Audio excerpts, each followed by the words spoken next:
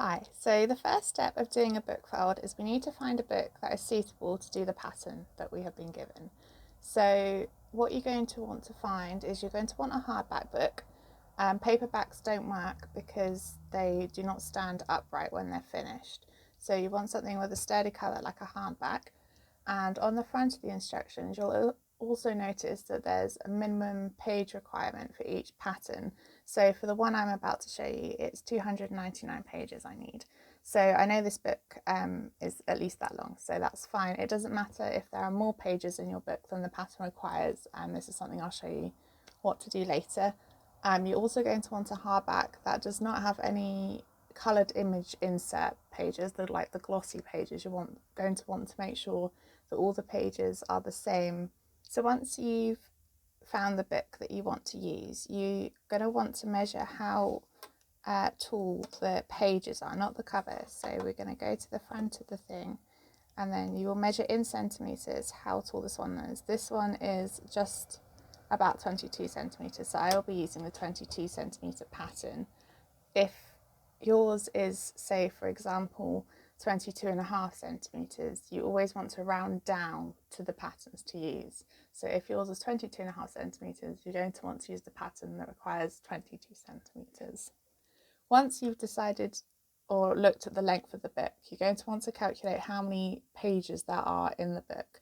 So if you go to the back of the book, for example, you'll notice that this one has 285 actual numbered pages, but you'll notice that there are actually pages after that which are not numbered. So you're going to want to calculate how many pages there are in total for the whole book. So you can go 285, and then you're just going to work through the pages and count. So 286, 287, 288, 289, 290, 291, 292, 293, and then 294, and then you're going to want to do the same for the front of the book as well. So you're going to find the first numbered page of the front. So that's this one here, which is page number 1, and then you're going to work through these pages, counting on from what you've done from the back. So we had 294 from the back, so then we go 295, 296, 297, 298, 299, 300, 301, 302, 303, 304, 305, sorry, and then 306, 307, 308. So this book has 308 pages. So now we know this book has 308 pages, but the pattern I required 299 pages, so there's a slight difference in there. So what we're going to do is we're going to take the number of pages that the pattern requires, so 299, and then we're going to add 1, so to 300. So then the difference between the 300 and the 308 is 8 pages. So that means there are 8 extra pages, or 4 leaves. So the difference between pages and leaves is if, for example, I go to this page, for example, number 3. So you'll see that this is page 3 and this is page 4. But actually that is only one piece of paper. So when I said that there is a difference of 8 pages, this is only actually 4 bits of paper. So for example, if I do this, you'll see that that is 4 bits of paper, but the difference is 3 and 11, so that's actually 8 pages. So that's something to keep in mind. So pages is the actual number of sides of paper, whereas leaves is the actual number of pieces of paper. So because this one has a difference of 8 pages, so which is 4 leaves or 4 bits of paper, we're going to want to split that between the front and the back of the book so that the pattern is centralized. So for this one, for example, so as I said, we have 8 pages of 4 leaves. So if we half that, that means we have 4 pages or 2 leaves at the front and 4 pages or 2 leaves at the back. So this means when we start the pattern, we're going to want to count 4 pages or 2 bits of paper, 2 leaves. So that is 1, 2, 3, 4. So that means this page is going to be the first page to start on. And then when you finish the pattern, there will then be 2 extra leaves or 4 pages at the back as well, which means that the image will be centralized. So now we know we're going to start on this page of the book. So what I always do before I actually start is make a note of what page I start on, because from the pattern at the side it will go up in pages, so 1, 3, 5.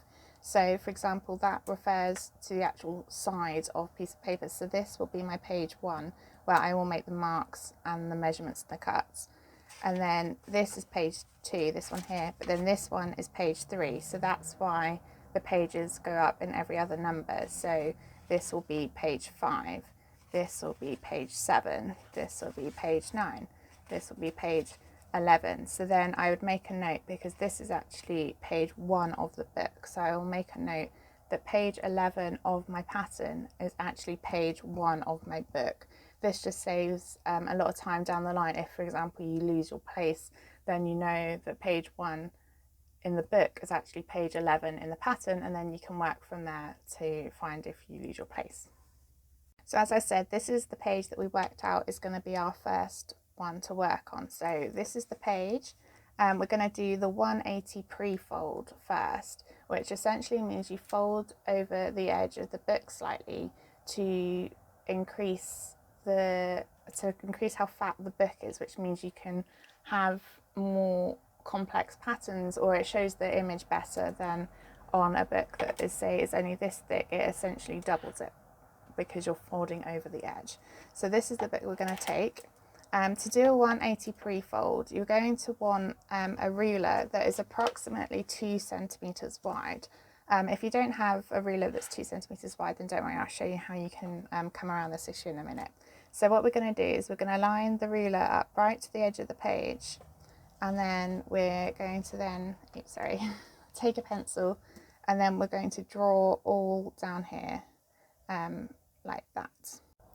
There you go, so I've just drawn the line there for you. If you don't have a ruler that is approximately 2 centimeters wide, then you can take any other ruler. So for example, this ruler is about 4 centimeters wide. So what you would do is you would take a piece of thick cardboard, and you would work out the difference between your width of the ruler and 2 centimeters. So you'd want a ruler ideally that is 2 centimeters, but this is 4 centimeters. The difference between 2 and 4 is 2 centimeters. So what you would do is you would stick a piece of thick cardboard underneath the ruler. I have an image in my instruction ones on what this will look like. And so that then when you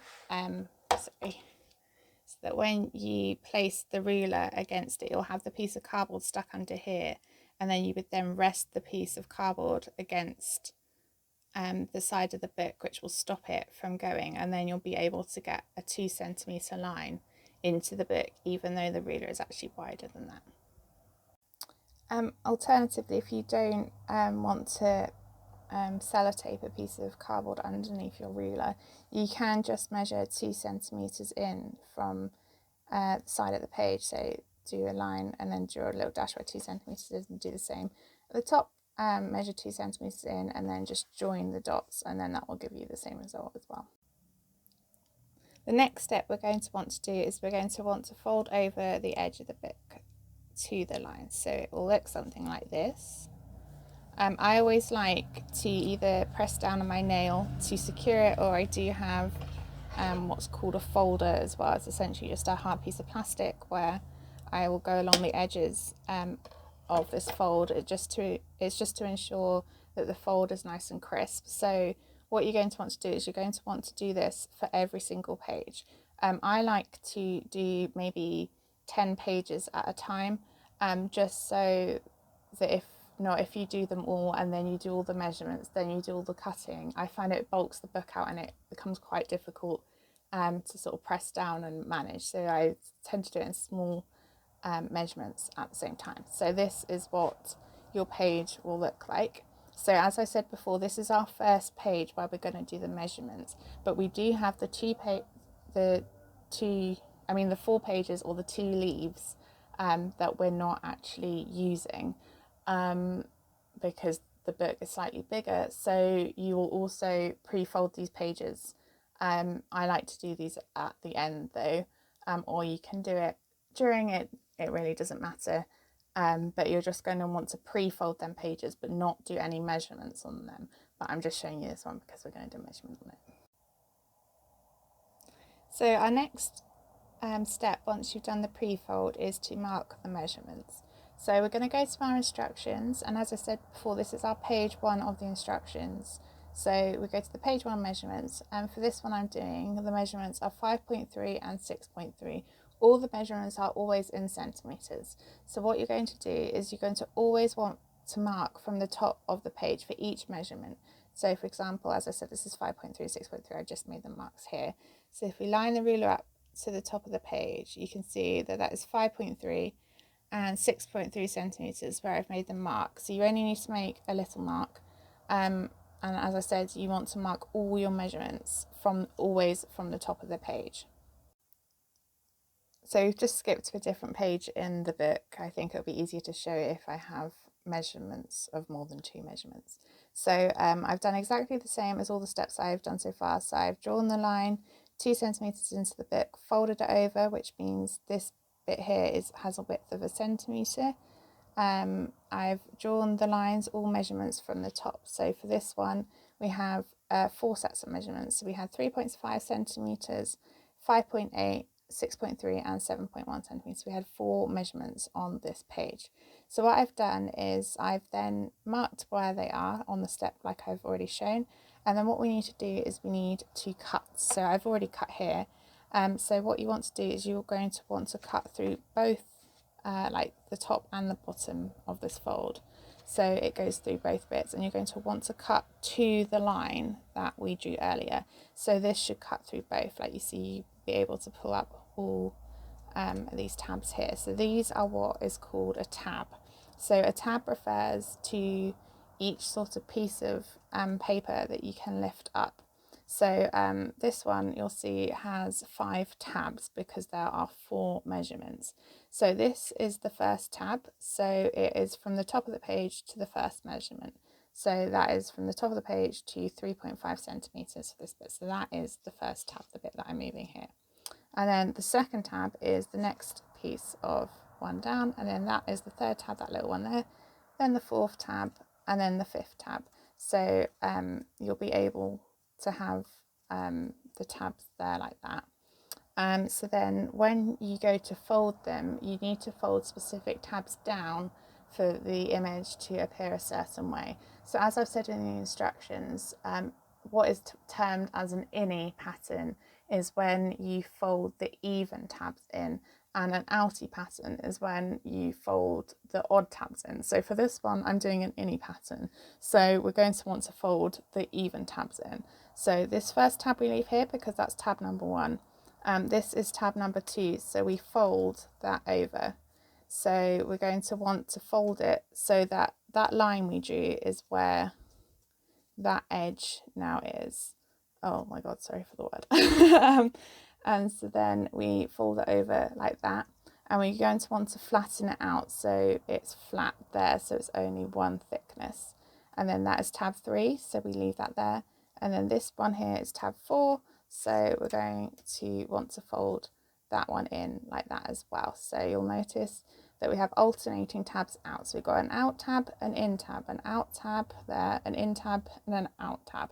It doesn't matter if you count the tabs from the top of the page or the bottom of the page, it would still result in the same pattern. For example, this is 1, 2, 3, 4, 5. So these are still the odd tabs, or even if we count from the bottom, 1, 2, 3, 4, 5. Again, these are still the odd tabs. You're just going to want to make sure that you fold in all of one type, so all of the even tabs or all of the odd tabs.